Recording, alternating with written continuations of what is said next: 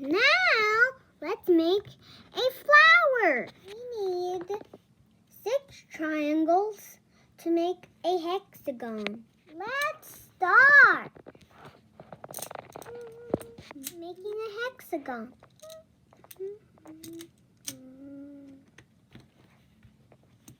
There.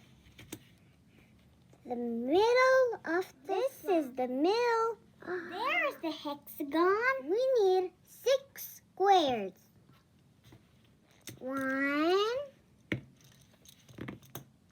2, 3, 4, 5,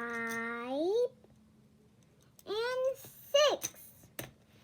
Now that looks like a patterned butterfly. There's the flower. Let's count the triangles.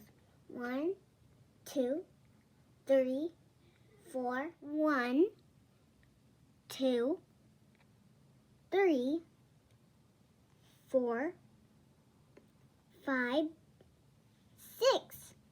6 triangles. Let's count the squares. 1, 2, 3, 4, 5, 6. 6 squares.